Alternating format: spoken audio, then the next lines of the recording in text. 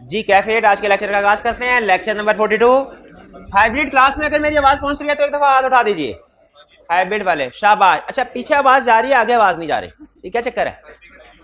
अगर आगे वाले स्टूडेंट्स को आवाज जा रही है मेरी तो वो भी हाथ उठा के बता दें।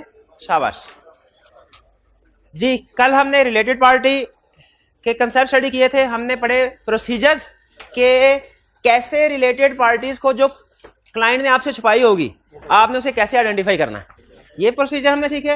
और फिर ये सीखा कि अगर ऐसी पार्टी आइडेंटिफाई हो जाए जो कि क्लाइंट ने मैनेजमेंट ने आइडेंटिफाई नहीं की हुई, अगर ऐसी पार्टी आइडेंटिफाई हो जाए तो फिर ऑडिटर ने क्या फर्दर प्रोसीजर परफॉर्म करने हैं। ऐसा ही है, ये कंसेप्ट हमने स्टडी किया। आईकैप अक्सर इन कंसेप्ट में से क्वेश्चन पूछता है। ये इस पूरे चैप्टर में ये दो कंसेप्ट उसके फेवरेट हैं। आज जो टॉपिक पढ़ेंगे इसमें भी क्वेश्चन आईकैप ने सेट किए हुए हैं, ठीक है। बल्कि रिसेंट अगर आप देखें तो 2-3 अटेम्प्ट में उसने इन एरियाज के ऊपर ज्यादा फोकस किया हुआ है जो आज के हम चैप्टर लेक्चर में कवर करेंगे। लेकिन ओवरऑल ज्यादातर क्वेश्चन कल वाले लेक्चर में जो हमने कंसेप्ट पढ़े उसमें से आए हुए हैं। आपको होम असाइनमेंट दी थी, आपको खुद भी अंदाजा हो गया कि उसमें एक ही लर्निंग ऑब्जेक्टिव में से आपने देखा होगा कि बहुत से क्वेश्चन टेस्ट किए हैं उसने। क्वेश्चन बैंक में भी शामिल है।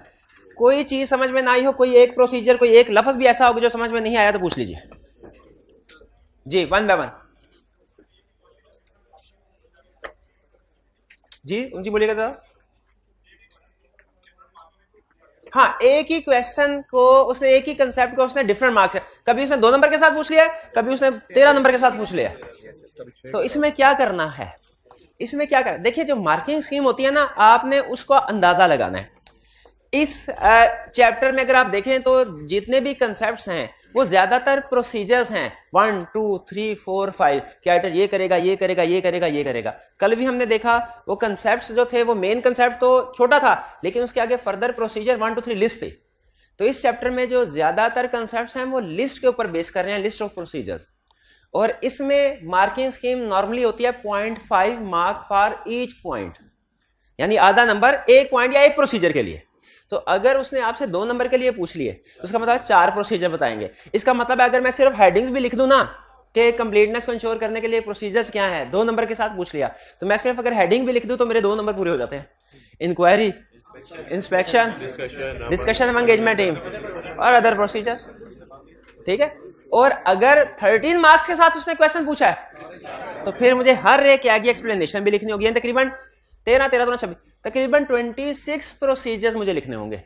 और इसी तरह अगर दरमियान में से कोई 5 6 7 नंबर के लिए क्वेश्चन पूछता है तो फिर मैंने क्या करना होगा, थोड़ा तकरीबन आधे उस लिहाज से प्रोसीजर। जैसे कि 6 नंबर के साथ पूछ लिया तो मैंने 12 प्रोसीजर, 1 2 का मार्जिन रखे 14 प्रोसीजर बता दे, लिख दे। लेकिन ये ज़हन में रखिएगा जब आप 6 मार्क्स के साथ क्वेश्चन फॉर एग्जांपल कर रहे हैं, 6 या 7 मार्क्स के साथ, तो उस वक्त आपने ये नहीं करना कि इंक्वायरी और डिस्कशन अमंग एंगेजमेंट टीम को तो दबा के लिख दें तो बाकी जो 2 प्रोसीजर है इंस्पेक्शन वाले और अदर उसको बिल्कुल इग्नोर कर दें। नहीं, बल्कि हमारी कोशिश क्या होती है कि हम कवरेज सारा करें, डेप्थ कम कर दें, समझ रहे हैं? यानी पॉइंट्स सारे कवर करें, मेन हेडिंग्स, हर पॉइंट के अंदर जो प्रोसीजर्स हैं वो आधे आधे कर दें। तो ये इस तरीके से आपने अलाइनमेंट करनी होगी, क्योंकि सेम कंसेप्ट आईकैप 2 नंबर के साथ भी पूछ सकता है, 6 नंबर के साथ भी पूछ सकता है। और ये प्रॉब्लम सिर्फ इस चैप्टर की नहीं है, ये तो इस चैप्टर में चूंकि उसने ज्यादा क्वेश्चन पूछे थे तो खुल के आपके सामने सिचुएशन आ गई कि कभी 2 है कभी, ये हर चैप्टर में प्रॉब्लम है। किसी भी चैप्टर में कोई भी क्वेश्चन, इवन पास्ट पेपर में ऐसे भी क्वेश्चन मैंने देखे हुए हैं 100% एग्जैक्ट रिक्वायरमेंट, 100% एग्जैक्ट, और मार्क्स में आधा फर्क, आधे आध का फर्क। यानी एक अटेम्प्ट में फॉर एग्जांपल उसने 6 नंबर तो दूसरी में 12, और क्वेश्चन की इवन लेंथ भी वही। तो आपने सम टाइम क्या करना है फिर इस तरह की सिचुएशन में, खुद से डिसीजन करना होता है एग्जाम में बैठ के। अब मुझे यहाँ पे मैं आपको कंसेप्ट तो सारा पढ़ा सकता हूँ और मैं आपको ये भी बता सकता हूँ कि ये नॉर्मली मार्किंग स्कीम कैसे होती है, एक प्रोसीजर का आधा नंबर, एक प्रोसीजर का आधा नंबर। लेकिन अब वो कितने मार्क्स के साथ ये क्वेश्चन पूछ सकता है ये मुझे नहीं पता, ये मैं नहीं पता। लेकिन मैं आपको इतना जरूर बता सकता हूं कि मार्क्स के लिहाज से आपने अपने क्वेश्चन को एडजस्ट करना है। ये ऑटो एडजस्टमेंट आपने खुद करनी है।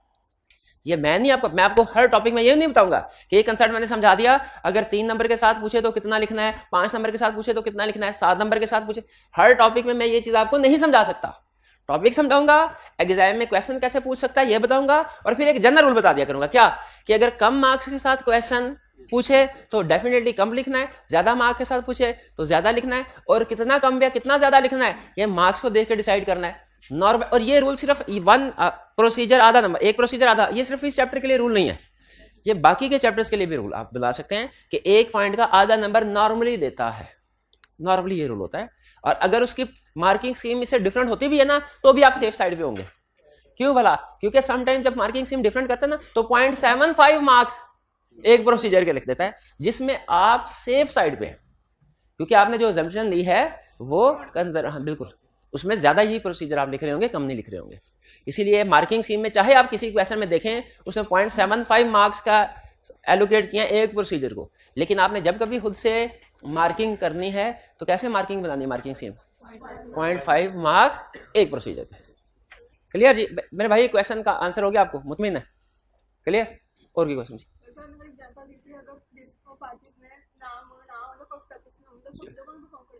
कौन सा प्रोसीजर परफॉर्म करें? जी बिल्कुल वो करें। अच्छा ये एक बड़ा अच्छा क्वेश्चन मैंने उठाया, अब ये सुन, और ये वो क्वेश्चन है जिसकी वजह से अच्छा एक तो वो स्टूडेंट फेल होता है ना जिसने पढ़ा नहीं होता, सिलेक्टिव स्टडी की होती है, उस स्टूडेंट के फेल होने का हमें कोई अफसोस नहीं होता, मेरा ख्याल है शायद उसको भी अफसोस नहीं होता, वो भी जिंदगी तौर पर तैयार होता है, मैं पढ़ा नहीं हुआ है कोई बात नहीं। लेकिन जो पढ़ने वाले स्टूडेंट कुछ कुछ गलतियां ऐसी है जो पढ़ने वाले स्टूडेंट करते हैं और वो फेल हो जाते हैं, जिनका दुख होता है। उसमें से एक गलती ये है रिक्वायरमेंट को ध्यान से नहीं पढ़ते। रिक्वायरमेंट को पढ़ते हैं, रिक्वायरमेंट को ध्यान से नहीं पढ़ते। क्वेश्चन की इंफॉर्मेशन है ना पूरा केस, उसको आप ध्यान से ना पढ़ें कोई प्रॉब्लम नहीं है, इतना बड़ा नुकसान नहीं होता है, एक आधी एडजस्टमेंट स्किप भी हो जाए। लेकिन रिक्वायरमेंट के अंदर एक लफ्ज भी स्किप हो जाए ना उसका बड़ा नुकसान होता है। ये पहले भी शायद मैंने बात आपसे कही हुई है, अब उसकी एक एग्जांपल आपके सामने रख रहा हूं। आई कैप ने 3-4 दफा एक ही तरीके से क्वेश्चन पूछा, एक ही उसका तरीका वारदात रहा, और उसके बावजूद हमेशा स्टूडेंट मार खाते रहे बताने के बावजूद। वो क्या जरा मुझे बताइएगा। आपसे कल के दोनों कंसेप्ट आपने पढ़ लिए, क्वेश्चन सुनिए। What procedures auditor will perform to identify a related party which has not been identified by management? Risk assessment procedure. अब सुने, सब्सटेंटिव प्रोसीजर आएंगे क्या? रिस्क असेसमेंट आएंगे। रिक्वायरमेंट फिर से सुनिए। What procedure auditor would perform to identify a related party which has not been identified by risk assessment. अब सुनिए, what procedure auditor would perform on identifying a related party which has not been identified by management?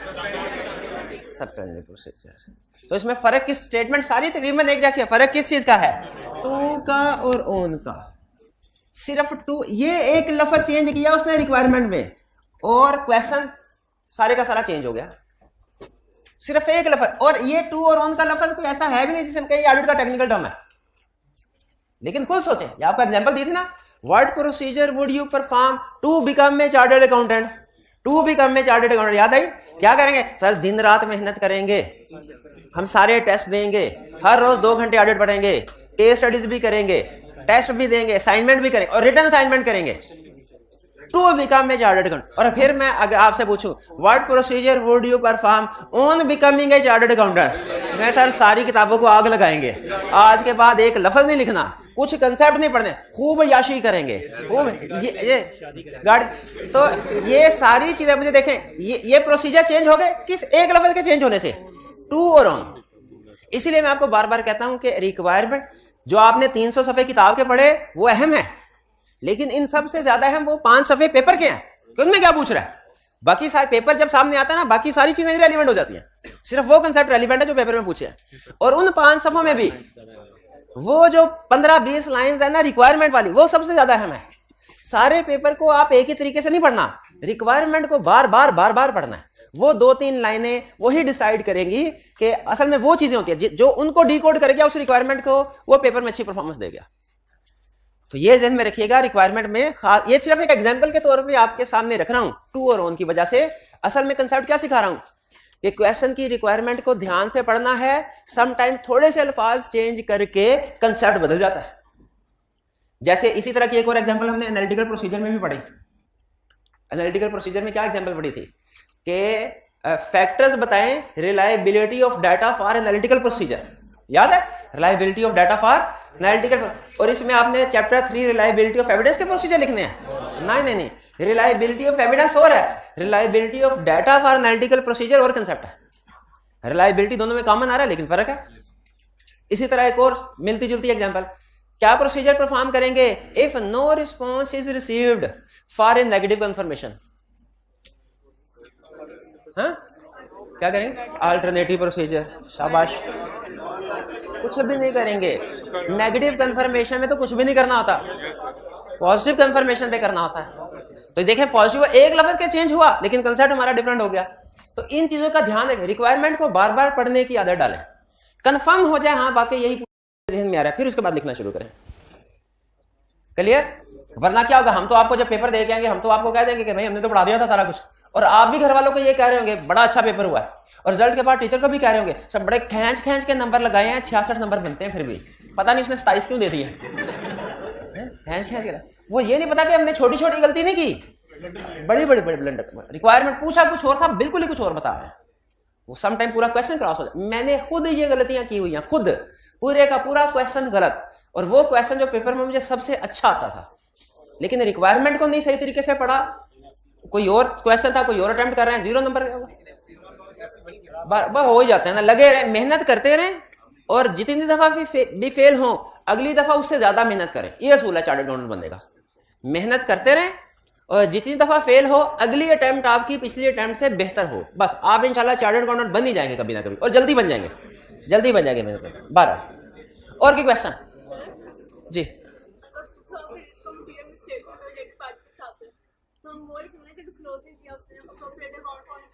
जी बिल्कुल बिल्कुल ऐसे ही। अगर वो हमसे पूछता है बताओ रिलेटेड पार्टीज के हवाले से क्या, देखिए रिस्क बहुत से एरियाज में हो सकते हैं ना। मैं आपसे कहता हूँ इन्वेंट्री के हवाले से रिस्क बताएं, क्या हो सकते हैं बताएं? हो सकता है इन्वेंट्री ऑब्सोलीट हो जाए, हो सकता है इन्वेंट्री एग्जिस्ट ही ना कर रही हो सकता है इन्वेंट्री थर्ड पार्टी के है, क्लाइंट ने अपने पास रिकॉर्ड कर लियो, हो सकता है क्लाइंट की इन्वेंट्री थर्ड पार्टी के पास है नहीं रिकॉर्ड हुई। ये डिफरेंट रिस्क है इन्वेंट्री के। आपसे पूछूं भाई फिक्स एसेट के क्या रिस्क है, आप कहेंगे सर हो सकता है डेप्रिसिएशन ठीक ना रिकॉर्ड की गई हो सकता है फिक्स एसेट रिकॉर्ड किया एग्जिस्ट ना करते हो सकता है उसकी रीवैल्यूएशन की है रिवैल्यूएशन ठीक ना। ये फिक्स एसेट से रिलेटेड रिस्क है, हर एरिया से रिलेटेड रिस्क होता है। डेटर्स के क्या रिस्क हो गए सर? हो सकता है फेक डेटर्स रिकॉर्ड कर दिए गए हो सकता है प्रोविजन फॉर बैड डेट से रिकॉर्ड नहीं की, हो सकता है ईयर एंड के बाद डेटर बैड डेट हो गया उनको एडजस्ट नहीं किया। हर एरिया से रिलेटेड रिस्क होते हैं। और अगर मैं आपसे कहूं रिलेटेड पार्टी के हवाले से रिस्क बताओ, फिर क्या कहेंगे? हो सकता है रिकॉर्ड ना किया हो, अकाउंट फॉर डिस्क्लोज ना किया हो, और ये जो हमने 4 हेडिंग्स पढ़ी है ना, यही बेसिकली वो रिस्क है जो रिलेटेड पार्टी के हवाले से, यही वो रिस्क है। आपने आइडेंटिफाई और डिस्क्लोजर का तो बता दिया, वो तो ठीक है, लेकिन कुछ दूसरे रिस्क भी है। वो कौन से रिस्क है जो हेडिंग पढ़ी हमने? तो अगर हमसे रिलेटेड पार्टी के हवाले से रिस्क पूछे तो हमने रिलेटेड पार्टी के चैप्टर में से उठा के उसको देने हैं रिस्क, जनरल रिस्क नहीं पूछ रहा। रिलेटेड पार्टी रिक्वायरमेंट में है तो रिलेटेड पार्टी के ही रिस्क बताने हैं। जैसे अगर रिस्पॉन्सिबिलिटी पूछे रिलेटेड पार्टी की तो फिर वो चैप्टर 2 में से नहीं बतानी, रिलेटेड पार्टी वाले चैप्टर में से बताने हैं। गोइंग कंसर्न की रिस्पॉन्सिबिलिटी अगर पूछा जब कभी आएगा तो ना हमने चैप्टर 2 वाली बतानी है और ना ही रिलेटेड पार्टीज वाली, बल्कि कौन सी बतानी है? यानी जो रिक्वायरमेंट में उससे स्पेसिफाई कर दिया वही प्रोसीजर बताए। जी बिल्कुल, रिस्क ऑफ मटेरियल मिसस्टेटमेंट कह ले, रिस्क कह ले, एक ही बात है। रिस्क असेसमेंट भी है। और कोई क्वेश्चन जी?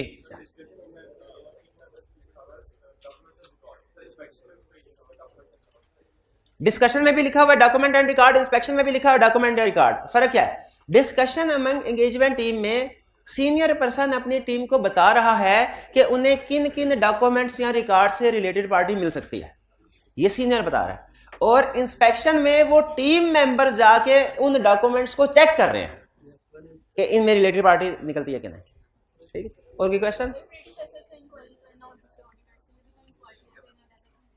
प्रीडिसेसर ऑडिटर से पूछना और ये भी एक इंक्वायरी है, और अदर ऑडिटर से पूछना ये भी एक इंक्वायरी है। तो इसे इंक्वायरी में क्यों नहीं लिखा हुआ, अदर प्रोसीजर्स में क्यों लिखा हुआ है? इसलिए कि ये सम टाइम परफॉर्म होते हैं, सम टाइम नहीं होते हैं। और इंक्वायरी में हम मैनेजमेंट से नॉर्मली इंक्वायरी कर रहे होते हैं, लेकिन बड़ी रीजन ये है कि प्रीडिसेसर ऑडिटर किसी केस में होगा, किसी मैनेजमेंट तो हर केस में होगी ना। प्रीडिसेसर ऑडिटर किसी केस में होगा, किसी अगर पिछले साल का ऑडिट हमने किया है तो प्रीडिसेसर ऑडिटर नहीं होगा। इसी तरह अगर कोई ग्रुप ऑडिटर है, उसकी कुछ और कंपनीज हैं, कुछ और कंपोनेंट, तो फिर कंपोनेंट ऑडिटर होगा, वरना नहीं होगा। तो इसीलिए वो अदर प्रोसीजर है। और कोई क्वेश्चन? चलिए अब चलते हैं हम अपने डिस्कशन की तरफ क्वेश्चन के।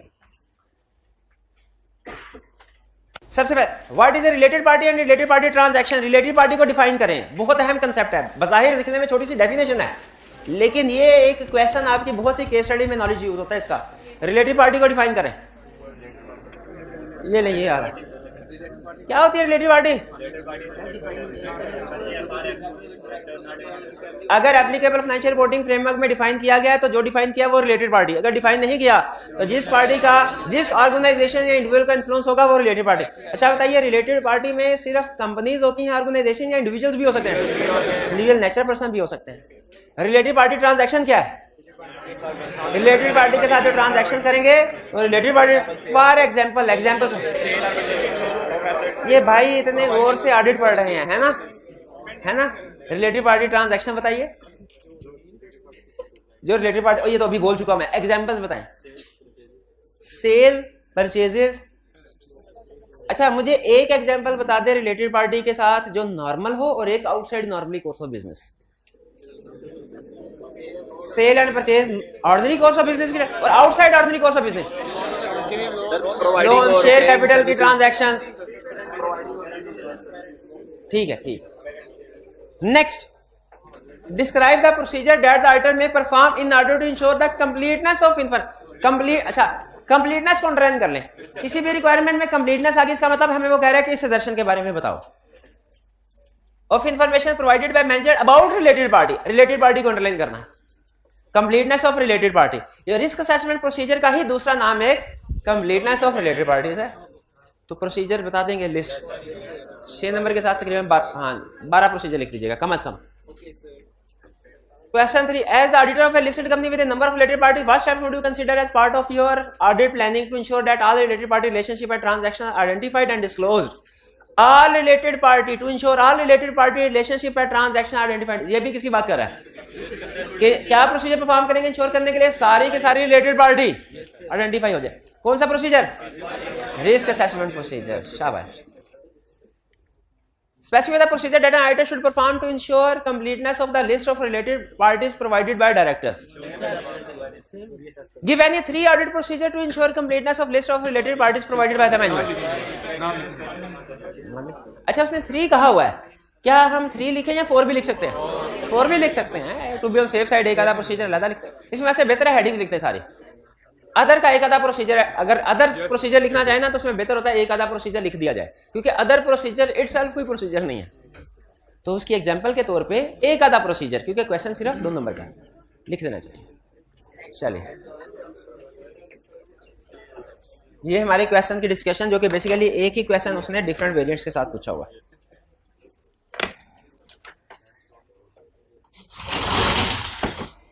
नेक्स्ट हम स्टडी करने जा रहे हैं, ये टू और ऑन वाली बात मैंने आपको बता दी। लर्निंग ऑब्जेक्टिव हमारा 4, substantive procedures to respond to risk. अच्छा, ये रिस्क हमने कहां आइडेंटिफाई किया है? प्रीवियस लर्निंग ऑब्जेक्टिव में 4 रिस्क सामने आए थे, उनमें से एक हमने पढ़ लिया, बाकी ये 3 रिस्क रह गए। टोटल रिलेटेड पार्टी के हवाले से कितने रिस्क हैं? 4। पहला रिस्क क्या है? ऑडिटर ऐसी रिलेटेड पार्टी आइडेंटिफाई कर ले जो पहले मैनेजमेंट ने आइडेंटिफाई नहीं की हुई। दूसरा रिस्क, कोई ऐसी ट्रांजैक्शन सामने आ जाए जो outside normal course of business हो।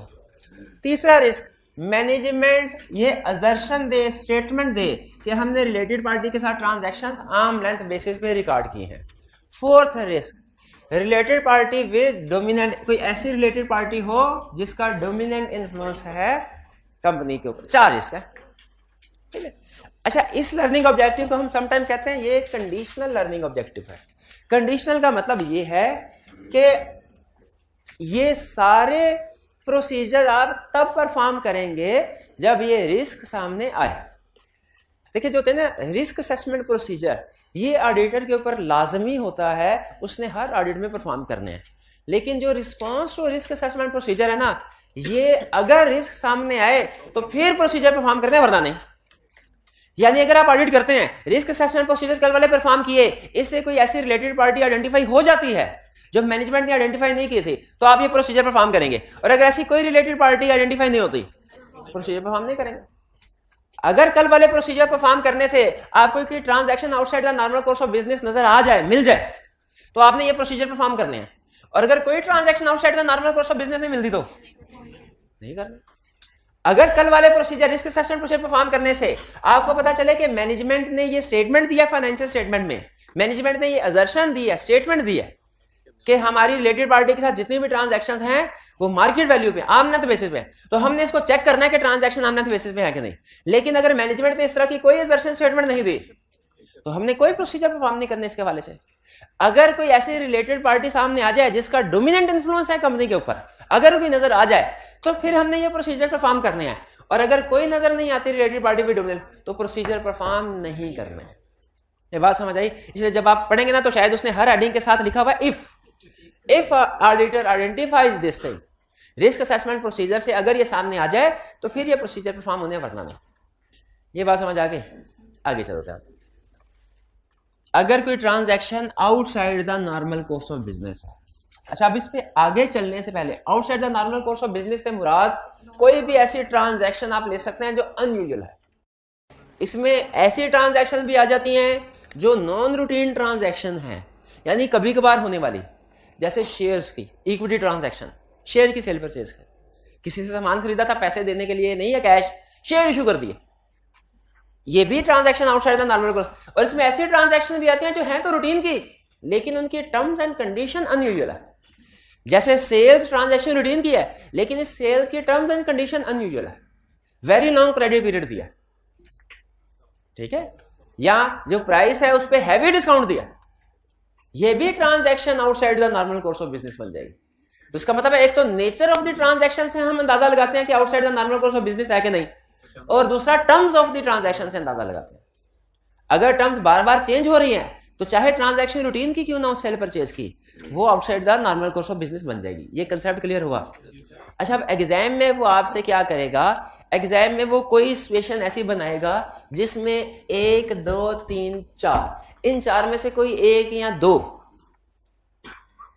कंसेप्ट इन्वॉल्व हो रहे होंगे।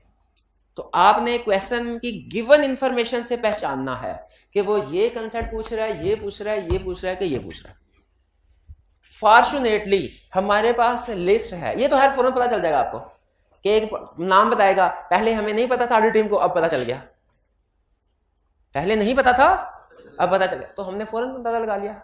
ये कंसेप्ट जो transaction outside the normal course of business, इसकी लिस्ट स्टैंडर्ड ने दी हुई है, इसीलिए मोस्ट प्रोबेबली जब कभी वो केस स्टडी बनाएगा इसी लिस्ट में से कोई एग्जांपल लेके उसकी सिचुएशन बनाएगा। तो इसमें सबसे अहम चीज, प्रोसीजर से भी ज्यादा अहम चीज है वो ट्रांजैक्शंस की लिस्ट जो कि outside the normal course of business है, ताकि एग्जाम में जब कभी इस एग्जांपल में से कोई भी एग्जांपल उठाए हमें याद आ जाए ये एग्जांपल तो हमने पढ़ी थी, और ये किस कंसेप्ट में पढ़ी थी, transaction outside the normal course of business. तो उसको एक दफा पढ़ लें।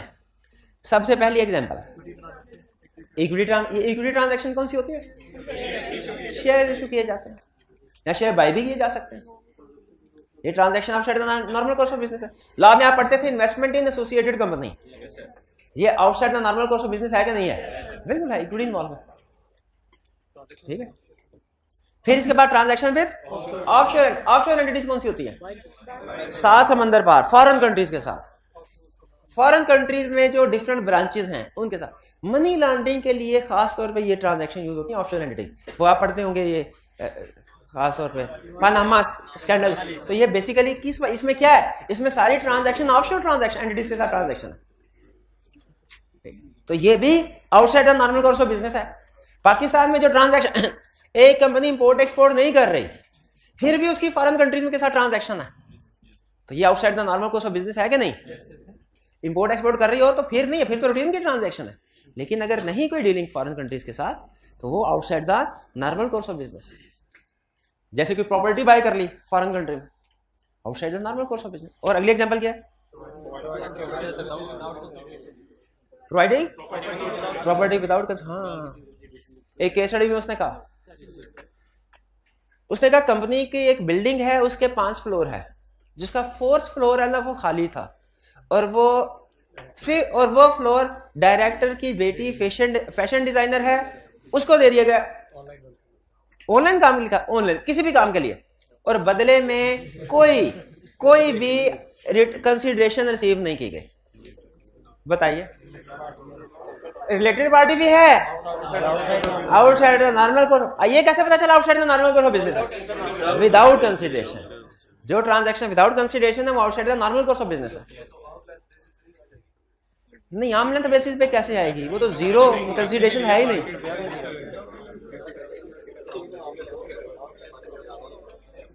हाँ जी जी बिल्कुल, मैं समझ गया। उनका क्वेश्चन ये है कि सर ये आर्म लेंथ बेसिस वाला पॉइंट भी तो आ रहा है कि transaction is not on arm length basis. बिल्कुल ठीक है, लेकिन आर्म लेंथ बेसिस हम तब चेक करते हैं जब मैनेजमेंट ने ये स्टेटमेंट दी हो। तो हमें क्वेश्चन में पता नहीं, हो सकता है स्टेटमेंट दियो, हो सकता है ना दियो, तो ये 50-50 चला जाता है। लेकिन ये तो कंफर्म एग्जांपल में लिखा हुआ है ना कि जो विदाउट कंसीडरेशन होंगी outside the normal course of business. अगली एग्जांपल,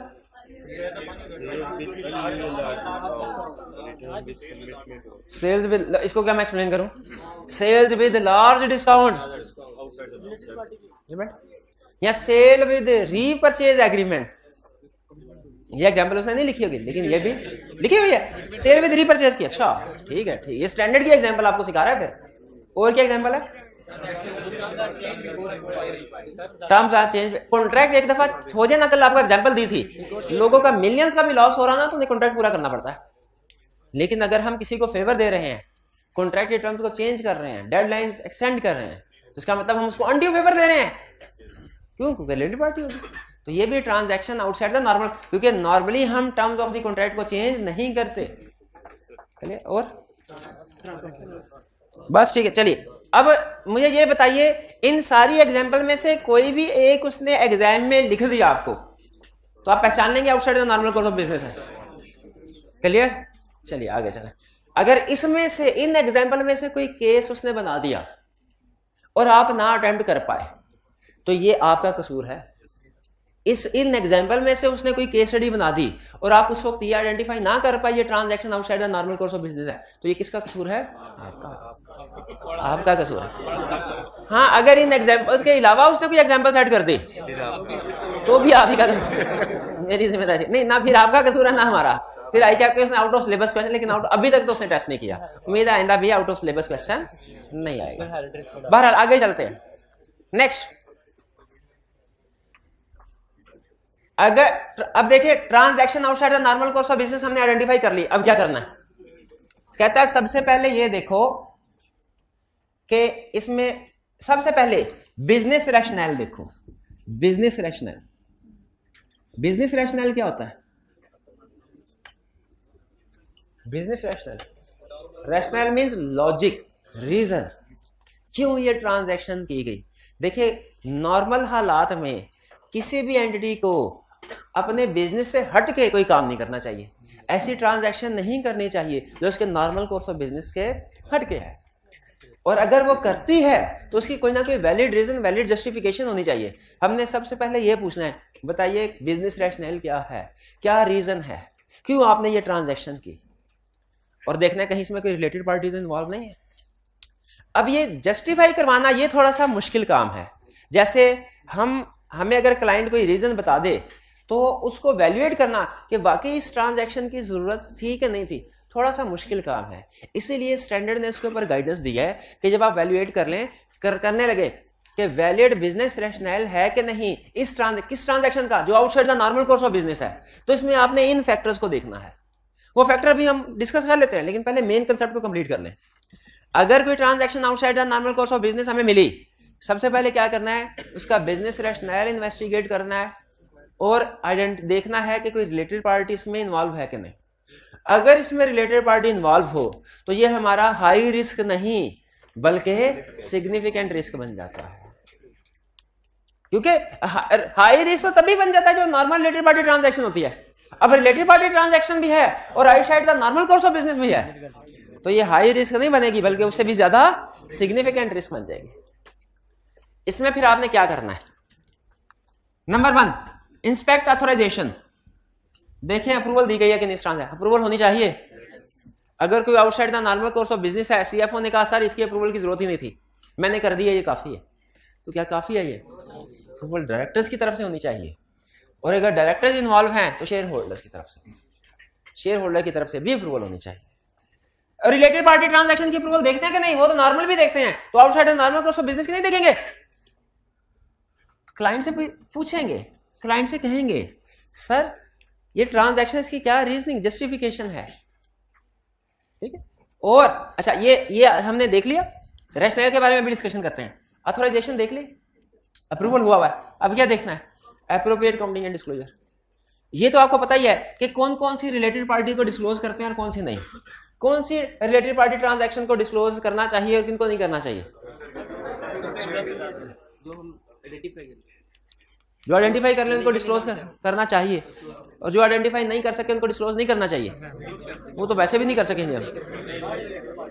भाई मटेरियल जो रिलेटेड पार्टी ट्रांजैक्शंस हैं उनको डिस्क्लोज करना चाहिए, और जो इमटेरियल है उनको भी डिस्क्लोज करना चाहिए। जेन में रखिएगा, हर रिलेटेड पार्टी ट्रांजैक्शन को डिस्क्लोज करना है, हर रिलेटेड पार्टी और हर रिलेटेड पार्टी ट्रांजैक्शन को डिस्क्लोज करना है, चाहे छोटी हो चाहे बड़ी हो, हर रिलेटेड पार्टी को। इसका मतलब यह हुआ कि मटेरियलिटी वाला कंसेप्ट रिलेटेड पार्टी पे अप्लाई नहीं होता। रिलेटेड पार्टी में हर पार्टी मटेरियल है, रिलेटेड पार्टी में हर ट्रांजैक्शन मटेरियल है, इसलिए हमने हर ट्रांजैक्शन के बारे में देखना है, और खासतौर पे outside the normal course of business के बारे में तो जरूर ही देखना है, क्या अप्रूवल हुई कि नहीं, एप्रोप्रिएट काउंटिंग एंड डिस्क्लोजर हुआ कि नहीं हुआ। इसमें ज्यादा फोकस हमारा डिस्क्लोजर के ऊपर है और अप्रूवल के ऊपर है, काउंटिंग के ऊपर इतना नहीं है, सारी की सारी। और इवन अगर आपको याद हो तो कंपनीज पाकिस्तान, ये तो स्टैंडर्ड इंटरनेशनल स्टैंडर्ड है ना, पाकिस्तान में कंपनी रिक्वायर करता है कि रिलेटेड पार्टीज आइडेंटिफाई करो और फिर इनको डिस्क्लोज भी करो। डिस्क्लोजर रिक्वायरमेंट भी है और लॉ में आइडेंटिफिकेशन की रिक्वायरमेंट भी है, यही स्टैंडर्ड कह रहा है।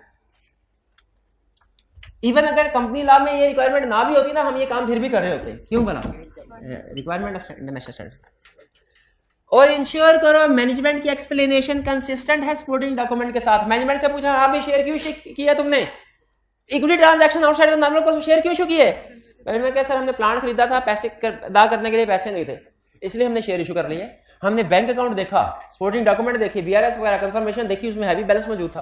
हम कहेंगे नहीं गड़बड़ है, कुछ और रीजन है, लगता है आप छुपा रहे हैं। तो जो भी रीजन मैनेजमेंट बता रही है हमने देखना है मैनेजमेंट की एक्सप्लेनेशन सपोर्टिंग डॉक्यूमेंट के साथ कंसिस्टेंट है कि नहीं। क्योंकि देखिए ये transaction outside the normal course of business है, मैनेजमेंट से ये तो पूछ रहे हैं क्यों कर रहे हैं आप, ठीक है, ये transaction outside the normal course of business है। रीजनिंग तो पूछेंगे ना उससे, और रीजनिंग को हमने वैलिडेट भी करना है। वैलिडेट करने के लिए सपोर्टिंग डॉक्यूमेंट के साथ चेक करेंगे और वैल्यूएट करेंगे कहीं कोई फ्रॉड तो नहीं, कहीं ऐसा तो नहीं कि मिस एप्रोप्रिएशन के ऑफ एसेट या फ्रॉडलेंट फाइनेंशियल रिपोर्टिंग के लिए ये काम किया गया है, ठीक है। तो ये सारे प्रोसीजर थे, ये आपको डिटेल में बता दिए। सिर्फ एक चीज रह गई बताने वाली, क्या, बिजनेस रैशनल। अभी तक मैंने आपको क्या समझाया कि अगर कभी transaction outside the normal course of business सामने आ जाए तो हमने क्या करना है, एक तो उसको वैल्यूएट करना है बिजनेस रैशनल को, वो कैसे वैल्यूएट करेंगे अभी बताऊंगा। इसके अलावा क्या क्या प्रोसीजर परफॉर्म करने हैं, उसकी अप्रूवल देखनी है, काउंटिंग एंड डिस्क्लोजर देखना है, उससे सपोर्टिंग डॉक्यूमेंट के साथ मैनेजमेंट की एक्सप्लेनेशन को देखने से, और देखना है कहीं कोई फ्रॉड करने के लिए तो ये ट्रांजैक्शन नहीं की गई। फ्रॉड करने के, अब एक छोटी सी प्रैक्टिकल एग्जांपल आपको देता हूं जिससे आपने अंदाजा लगाना है कि क्या इसमें कोई रिलेटेड पार्टी इन्वॉल्व हो सकती है कि नहीं, और कहीं ये कोई फ्रॉड करने के लिए तो नहीं काम किया गया, और क्या हमें इसमें बिजनेस रैशनल पूछना चाहिए था कि नहीं पूछना चाहिए था। एक जमाना था, आज से 20 साल पहले पाकिस्तान की एक्सपोर्ट्स कम थी, अब की निस्बत वैसे ज्यादा थी, एक्सपोर्ट्स कम थी। स्टेट बैंक ने कहा हम इंटरनेशनल मार्केट में इंडिया की एक्सपोर्ट बढ़ रही है, उधर से बांग्लादेश की भी एक्सपोर्ट बढ़ रही थी। उन्होंने कहा जी हम बढ़ाने के लिए अपने एक्सपोर्टर्स को सब्सिडी देते हैं, क्या सब्सिडाइज्ड रेट पे लोन देंगे। मार्केट में 8% चल रहा था, उन्होंने कहा जो भी एक्सपोर्ट करने वाली कंपनीज है उनको 2% पे लोन देंगे। अब एक्सपोर्ट करने वाली कंपनीज ने लोन लिया, साल खत्म हुआ, स्टेट बैंक ने अंदाजा लगाया कि हमने लोन कितना दिया है, एक्सपोर्ट कितनी बड़ी है, पता चला लोन जितना दिया है ना एक्सपोर्ट उसकी आधे से भी कम है। स्टेट बैंक ने हिसाब किताब लगाया तो उनका ये लोन गया किधर, एक्सपोर्ट तो हुई नहीं, लोन गया किधर। इन्वेस्टिगेशन की पता चला कि जो कंपनी, अच्छा सारी एक्सपोर्ट करने वाली कंपनीज को, लेकिन हर कंपनी को जरूरत नहीं होती। जिस कंपनी को पैसों की जरूरत थी उसने तो लोन लिया, जिसको जरूरत नहीं थी उसने भी लोन लिया, और फिर क्या किया, उस लोन को अपनी किसी दूसरी कंपनी को लोन के तौर पर दे दिया, किसी दूसरी कंपनी को लोन के तौर पे दे दिया, और उससे कहा कि आप हमें इंटरेस्ट देते रहिएगा। अब मुझे ये बताइए, ये लोन जो इस्तेमाल, क्या एक्सपोर्ट के लिए इस्तेमाल हुआ? स्टेट बैंक ने किस लिए दिया था? एक्सपोर्ट के लिए। इस्तेमाल एक्सपोर्ट के लिए नहीं हुआ। अब एज ऑडिटर आप अगर इस कंपनी जिसने लोन लिया स्टेट बैंक से, इसके ऑडिटर होते, आपके लिए transaction outside the normal course of business होती? आप क्लाइंट से पूछते, हालांकि ये लोन दिया आपने, लोन की एग्जांपल है ही नहीं कहीं, लोन की एग्जांपल, लेकिन क्या आपको लग रहा है कि ये outside the normal course of business है? आउटसाइड, उम्मीद नहीं आई कि आप आपसे इस तरह बाहर जाके पूछे, लेकिन आपके जजमेंट को इनहेंस करने के लिए एग्जांपल आपके साथ शेयर किया। क्या आप कन्विंस्ड हैं कि ये उस कंपनी के लिए जो एक्सपोर्ट करती है कोई प्रोडक्ट, बैंक नहीं है वो, उसने स्टेट बैंक से लोन लिया और आगे लोन, उसके लिए transaction outside the normal course of business, routine में ये ट्रांजैक्शन नहीं करते? आप क्या वैल्यूएट करना चाहिए आपको कि ये बिजनेस रैशनल, क्या आप उस कंपनी के ऑडिटर होते उससे पूछते क्यों ट्रांजैक्शन किया है? और अगर कंपनी कहती सर असल में ना हमने उनसे रॉ मटेरियल खरीदना है इसलिए उनको एडवांस दिया हुआ है, तो आप कहते हैं अच्छा ये जो लोन दिया है इसको, इसका एग्रीमेंट तो चेक करवाओ, उस एग्रीमेंट में लिखा हुआ है 3 साल के लिए दिया है और 7% इंटरेस्ट मिलेगा आपको, और ये कौन सा एडवांस है जो 3 साल पहले दे दिया है, उस पर इंटरेस्ट मिले? कंसिस्टेंट नहीं, मैनेजमेंट की एक्सप्लेनेशन सपोर्टिंग डॉक्यूमेंट के साथ कंसिस्टेंट नहीं है ना, तो फिर इसका मतलब क्या है? कुछ तो गड़बड़, फ्रॉड हो रहा है। अच्छा ये फ्रॉड उस कंपनी के साथ है मिलकर, लेकिन किसके साथ हो रहा है ये गैस करें? स्टेट बैंक के साथ। ये उस कंपनी के साथ नहीं हो रहा है लोन दिया, स्टेट बैंक के साथ हो रहा है। इसीलिए जब कोई डायरेक्टर चीफ एग्जीक्यूटिव किसी रिलेटेड पार्टी के साथ मिलकर फ्रॉड कर रहा होता है ना, तो वो रिलेटेड पार्टी के साथ नहीं कर रहा होता, वो कंपनी के शेयर होल्डर के साथ कर रहा होता है। ठीक है, तो बिजनेस रैशनल देखना चाहिए ना transaction outside the normal course of business का। क्यों बिजनेस रैशनल के ऊपर तवज्जो दे रहा है? क्योंकि अगर वैलिड बिजनेस रैशनल नहीं है ना तो ये फ्रॉड है। जो transaction outside the normal course of business है और उसकी वैलिड जस्टिफिकेशन रीजनिंग नहीं है, वो क्या है? वो फ्रॉड है। ठीक, फिर आगे हमें यह बता रहा है कि बिजनेस रैशनल अंडरस्टैंड करने में आपको कौन से फैक्टर्स कंसीडर करने हैं। ये याद करने वाला पॉइंट, इसमें कंसेप्ट कोई नहीं है।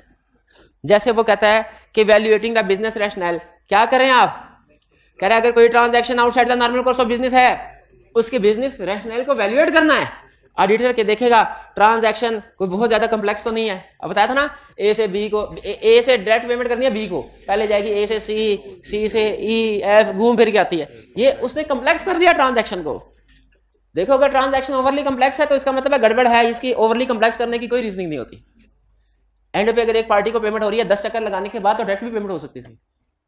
देखना है अनयूअल टर्म्स ऑफ ट्रेड तो नहीं। आपको पता है जो अनयूअल टर्म्स ऑफ ट्रेड है ये भी किसी ट्रांजैक्शन को outside the normal course of business बना देते हैं।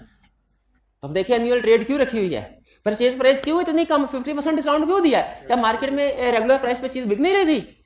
बिक रही थी, तो दूसरे को 50% डिस्काउंट पे क्यों बेची है?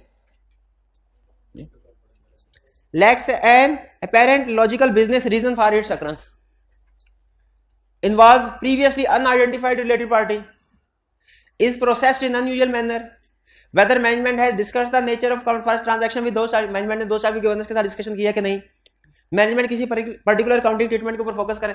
देखिए मेन कंसेप्ट इसमें एक है कि हमने ये देखना है जो transaction outside the normal course of business है क्या रीजन है, क्यों की गई, इसकी क्या जरूरत थी, बिला वजह एक सीधे रास्ते पे जा रहे हैं उसमें वेरिएशन करने की क्या जरूरत थी, आउटसाइड द बिजनेस जाने की क्या, ये रीजनिंग देखनी है। मेन कंसेप्ट ये है। अब इसको वैल्यूएट करने के लिए जो फैक्टर्स बताए ना, ये रटे वाला कंसेप्ट है। ये कौन सा कंसेप्ट है? रटे वाला। इसको केस स्टडी में कभी नहीं पूछेगा, evaluating the business rational case study में नहीं पूछेगा, रिप्रोडक्शन के क्वेश्चन में पूछेगा। इसको आपने क्या करना है, रटा। मेन कंसेप्ट इसका क्या है? रटा लगाने के लिए कंसेप्ट जरूरी है। मेन कंसेप्ट क्यों, क्यों, व्हाई, ये ट्रांजैक्शन क्यों की गई। क्लियर हो गया बिजनेस रैशनल। चलिए ये वाला हमारा एरिया कंप्लीट। एक रिस्क हो गया जी, बताइए क्या पूछिए। इवैल्यूएट एग्जिस्टेंस ऑफ फ्रॉड, आखिरी पॉइंट वो कौन सा बोल दे?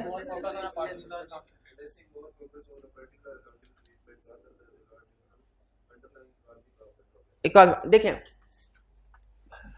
आपने एक सब्सटेंस ओवर फॉर्म का कंसेप्ट पढ़ा लीगल फॉर्म, और मैनेजमेंट अगर फोकस कर रही हो खास तौर पे है वो असल में फर्ज कीजिए ऑपरेटिंग लीज, और मैनेजमेंट कह रही है नहीं सर फाइनेंस लीज कर, क्योंकि ये हमने एसेट की लाइफ 10 साल है, ये हमने फॉर एग्जांपल ज्यादा पीरियड के लिए किया इसको। लेकिन आपने अपनी असेसमेंट की। अब देखिए मुझे एग्जैक्टली नहीं पता कि इसका क्राइटेरिया क्या है, मैं अकाउंटिंग एक्सपर्ट नहीं हूं, सिर्फ अंदाजा। आपके ख्याल में ये ऑपरेटिंग लीज होनी चाहिए क्योंकि एंड पे टाइटल ट्रांसफर नहीं हो रहा, मैनेजमेंट कह रही है नहीं, ये चूंकि हम एसेट का 60% लाइफ जो एसेट की है उस पीरियड के लिए हमने लीज पे ली है, तो इसीलिए कैपिटल होना चाहिए, इसको फाइनेंस लीज के तौर पे होना चाहिए। कंफ्लिक्ट आ गया। अच्छा, बजाहिर लग रहा है कि मेजर पीरियड के लिए है तो ये फाइनेंस लीज होगी, लेकिन आपने स्टैंडर्ड खोल के देखा ऑपरेटिंग, मैनेजमेंट कह रही है नहीं फाइनेंस लीज के तौर पे इसको करो। मैनेजमेंट जब जानबूझ के एक पर्टिकुलर ट्रीटमेंट के ऊपर एक्स्ट्रा फोकस कर रही होती है, इसका मतलब है बैकएंड पे कोई ना कोई गड़बड़ है।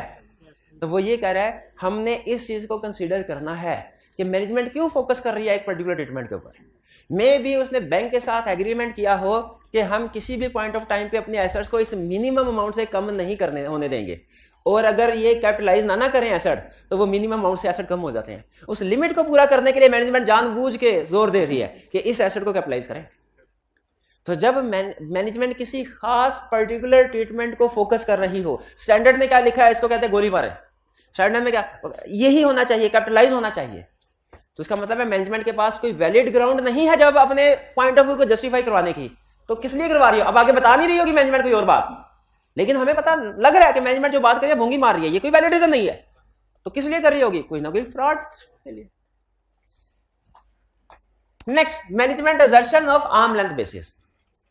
अगर मैनेजमेंट खुद बताइए, अच्छा एक चीज बताए, ये C5 का कंसेप्ट है, इसमें अगर आप चाहें ना तो एक लाइन ऐड करके मैं आपका C5 का कंसेप्ट बिल्ड कर दूं। आपको पता है हम फाइनेंशियल स्टेटमेंट्स वेरीफाई करने के एक्सपर्ट है। आपको पता है हम नॉन फाइनेंशियल इंफॉर्मेशन भी वेरीफाई कर सकते हैं, नॉन फाइनेंशियल इंफॉर्मेशन भी वेरीफाई कर सकते हैं। जैसे अगर मैनेजमेंट ये स्टेटमेंट दे कि हमारी जितनी भी, अब ये इंग्लिश में लिखी होगी स्टेट, नॉन फाइनेंशियल इंफॉर्मेशन कौन सी होती है, जो इंग्लिश में लिखी होती है, जो नंबर्स में नहीं होती, वो इंग्लिश में लिखी होती है, अल्फा ABC में। मैनेजमेंट लिखे कि हमारी जितनी भी रिलेटेड पार्टी के साथ ट्रांजैक्शन है सारे बेसिस में है, ये फाइनेंशियल स्टेटमेंट है या नॉन फाइनेंशियल, नॉन फाइनेंशियल। क्या हम इसको वेरीफाई कर सकते हैं? इसका जवाब है यस, कर सकते हैं। लेकिन ये जो नॉन फाइनेंशियल इंफॉर्मेशन को वेरीफाई करना होता है ना, ये फाइनेंशियल को वेरीफाई करने से थोड़ा मुश्किल होता है। इसलिए कि फाइनेंशियल स्टेटमेंट तो आपको पता है दुनिया में कंपनीज लाखों हो चाहे, उन फाइनेंशियल स्टेटमेंट एक ही तरह की बना रही होंगी, उनमें जो आइटम्स आ रही होंगी वो एक ही तरह की होंगी, और वो हम पढ़ पढ़ के वेरीफाई कर करके एक्सपर्ट हो चुके होते हैं। लेकिन non financial information statement different type की हो सकते हैं, डिफरेंट टाइप्स की हो सकते हैं। ठीक है, अगर कंपनी अपने ये इंफॉर्मेशन देती है कि हमने अपने एम्प्लॉइज की सेफ्टी का पूरा ध्यान रखा हुआ है, जैसे ISO 9001 की रिक्वायरमेंट है, ये एक लाइन है, क्या हम एज ऑडिटर इसको ऑडिट कर सकते हैं? कर सकते हैं, यही तो बता रहा हूं। लेकिन इसके लिए प्रोसीजर डिफरेंट होंगे, इसके लिए अब स्टैंडर्ड भी, फ्रेमवर्क भी डिफरेंट है, ये श्योर है, फ्रेमवर्क भी डिफरेंट है। इसके लिए हमें ISO 9001 देखना पड़ेगा, इसके लिए देखना पड़ेगा वो फायर एक्सटिंग्विशर वगैरह इंस्टॉल है कि नहीं है, इसके लिए देखना पड़ेगा कि इमरजेंसी एग्जिट है कि नहीं है, और भी चीजें। तो हम उसी तरह अगर फाइनेंशियल स्टेटमेंट में मैनेजमेंट ने लिखा हुआ है कि all related parties are on arm length basis, तो क्या एज ऑडिटर अब एक तरह से ये स्टेटमेंट भी फाइनेंशियल स्टेटमेंट का हिस्सा बन गई, और जिस तरह हमने बाकी की फाइनेंशियल स्टेटमेंट को चेक करना है, इसको भी वेरीफाई करना है, मैनेजमेंट की इस स्टेटमेंट, इस असर्शन को भी चेक करना है। तो कैसे कर सकते हैं? अच्छा आप बताइए कैसे कर सकते हैं? नहीं, सेफ्टी में ये रिलेटेड पार्टी, मैनेजमेंट ने ये कहा है, स्टेटमेंट दी हुई है कि all related party transactions are carried out on arm length basis. Management से पूछेंगे साबित करें, मैनेजमेंट, हाँ उसके मार्केट टर्म्स एंड कंडीशन को देखिए। बिल्कुल, मैनेजमेंट आपको जो एविडेंस देगी ना वो तीन तरह का हो सकता है। या तो मैनेजमेंट आपको, अगर उस प्रोडक्ट की ओपन मार्केट है, मैनेजमेंट कहेगी सर ये देखिए इस पार्टी, रिलेटेड पार्टी को हमने सेल की है, ये हमने इस प्राइस में सेल किया है, मार्केट में जाके देखे क्या प्राइस है। लेकिन ये ध्यान में रखेगा सिर्फ प्राइस नहीं, हमने अदर टर्म्स एंड कंडीशन को भी देखना है, मार्केट में बाकी टर्म्स एंड कंडीशन में price and other terms and condition of the transaction को कंपेयर करेंगे किसके साथ? अगर दोनों सेम हुई तो ट्रांजैक्शन आर्म लेंथ बेसिस पे, डिफरेंट हुई तो ऐसे पे नहीं है।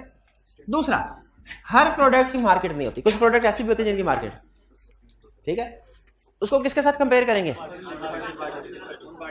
अनरिलेटेड पार्टीज के साथ, अनरिलेटेड पार्टी के साथ उसी ट्रांजैक्शन को, ठीक है, अनरिलेटेड पार्टी के साथ हमने कंपेयर कर लिया। जैसे फर्ज कीजिए PTCL है, टेलीफोन एक्सचेंज बनाते हैं ना इनकी, वो अपनी टेलीफोन एक्सचेंज को इक्विपमेंट के साथ बेचना चाहते हैं। इसकी कोई मार्केट होती है? कोई ऐसी मार्केट में एक इंडिविजुअल टेलीफोन सेट तो बिक रहे होते हैं 350 रुपए में, लेकिन पूरी की पूरी टेलीफोन एक्सचेंज नहीं। अगर पाकिस्तान रेलवे ने अपनी रेलगाड़ी बेचनी है, रेलगाड़ी की मार्केट नहीं है, उसको तोड़ तोड़ के जो लोहा स्क्रैप होगा उसकी मार्केट है, रेलगाड़ी की मार्केट। तो कुछ प्रोडक्ट्स ऐसे होते हैं जिनकी मार्केट नहीं है। अगर वो ट्रांजैक्शंस हमने चेक करनी है आर्म लेंथ बेसिस पे है कि नहीं, तो क्या करें? रिलेटेड पार्टी, हम कहेंगे जी रिलेटेड पार्टी के साथ ये ट्रांस मार्केट नहीं है, छोड़ो, इसी कंपनी के दूसरे कस्टमर तो हैं, उनके साथ कंपेयर कर लो। और अगर कोई दूसरे कस्टमर भी नहीं है, एक ही कस्टमर है बस, तो फिर किसी एक्सपर्ट को एंगेज कर लो। ठीक है, ये जो पीटीसीएल है ना, ये फोन बनाता है, सॉरी ये फोन नहीं बनाता, फोन भी नहीं बनाता, असल में टेलीकॉम सर्विसेज प्रोवाइड करता है। इसका जो सेट होता है ना, सेट वो 2 कंपनीज बनाती हैं। अब मुझे पुरानी एग्जांपल याद है, अब करंट का पता नहीं यही सिचुएशन, अब तो खैर वो बहुत कम कंजम्पशन हो गई है। एक होती थी सीटीआई और एक होती थी टीआईपी, ये 2 कंपनी वो फोन। अब ये जो कंपनी फोन बनाती थी ना, ये सिर्फ और सिर्फ पीटीसीएल को सेल करती थी और कोई ओपन मार्केट में, और कोई इतनी क्वांटिटी में इनके सेट नहीं खरीद, क्यों नहीं खरीदता था? और मार्केट है ही नहीं। तो अगर आप देखना चाहते हैं पीटीसीएल की टीआईपी के साथ ट्रांजैक्शन आर्म लेंथ बेसिस पे है कि नहीं, तो मार्केट तो नहीं है, क्या करें? अंदर दूसरी पार्टी के साथ देख रहे ट्रांजैक्शन। और अगर फर्ज करें दूसरी पार्टी भी कोई नहीं है, फिर एक्सपर्ट आके बताए, एक्सपर्ट नहीं, एक्सपर्ट होता है कोई नहीं। ठीक है, अच्छा मैनेजमेंट आपको इन 3 में से कोई एक ऑप्शन बताएगी। फर्ज कीजिए मैनेजमेंट ने कहा कि सर ये देखिए एक्सपर्ट को एंगेज किया हमने, क्योंकि बाकी निस्बतन आसान होता है हमारे लिए। मार्केट है तो मार्केट में एक फेरा लगा लेंगे, पता चल जाएगा क्या रेट चल रहा है। अदर क्या ट्रांजैक्शन है, वाउचर निकालेंगे, पता चल जाएगा। एक्सपर्ट थोड़ा सा मुश्किल, इसलिए इसकी एग्जांपल लेके चलते हैं। मैनेजमेंट ने रिपोर्ट में ये कहा, सर एक्सपर्ट की रिपोर्ट, क्या हमें जो भी मैनेजमेंट ने ऑप्शन सेलेक्ट की है उसको चेक करना चाहिए? सबसे पहले तो देखेंगे कंसीडर मैनेजमेंट का प्रोसेस एप्रोप्रिएट है कि नहीं। कहीं ऐसा तो नहीं कि ओपन मार्केट है लेकिन फिर भी एक्सपर्ट की रिपोर्ट सामने रख दी। पहले तो देखें मैनेजमेंट का प्रोसेस एप्रोप्रिएट है कि नहीं, यानी उन्होंने सिलेक्शन सही की है कि नहीं, कि कौन से वाली ऑप्शन के साथ वेरिफिकेशन करवानी है।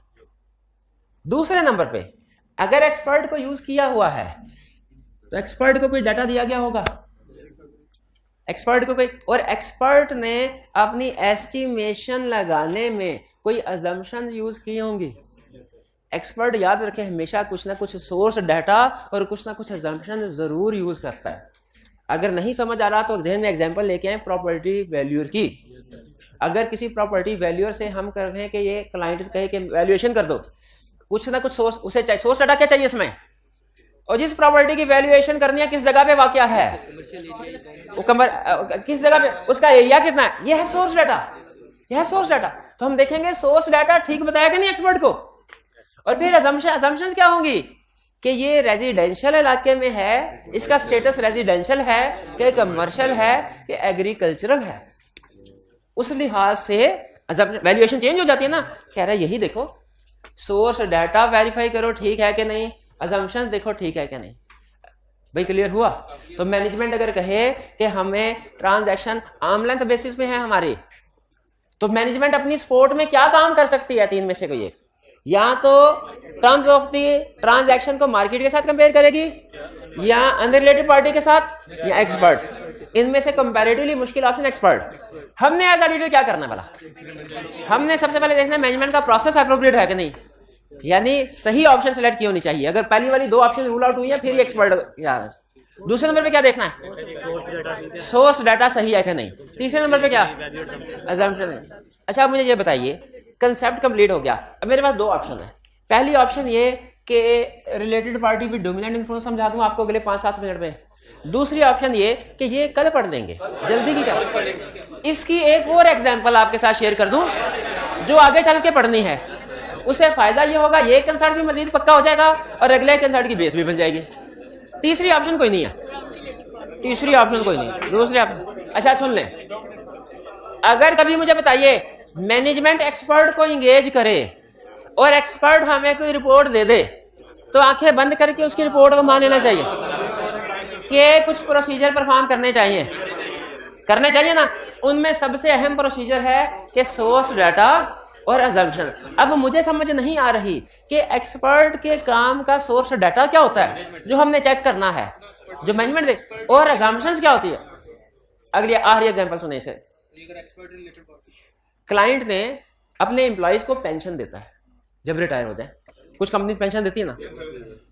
पेंशन अगर आपने स्टैंडर्ड पढ़ा हो, अंदाजा हो, तो पेंशन कोई 20, 25, 30 साल बाद जब एम्प्लॉय रिटायर हो जाता है ना, तब देनी होती है। लेकिन मैचिंग कंसेप्ट के मुताबिक उसका एक्सपेंस और अक्रूवल अभी रिकॉर्ड करते हैं। बताइए आसान काम है कि मुश्किल?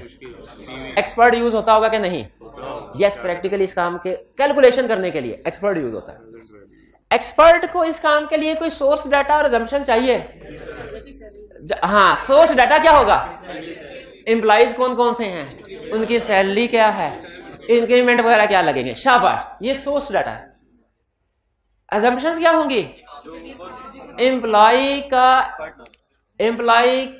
रिटायर कब होगा, रिटायर जब रिटायर होगा उसकी लास्ट सैलरी, क्योंकि लास्ट सैलरी के ऊपर पेंशन मिलती है, लास्ट सैलरी को एस्टिमेट करना होता है। बल्कि इसको भी छोड़ें, सबसे बड़ी 2 अजम्पशन बताऊं, सबसे बड़ी जो क्या होती है इसमें, जिनको आप फौरन मानेंगे कि सर वाकई ये अजम्पशन बड़ी है, जिनको इवैल्यूएट करें।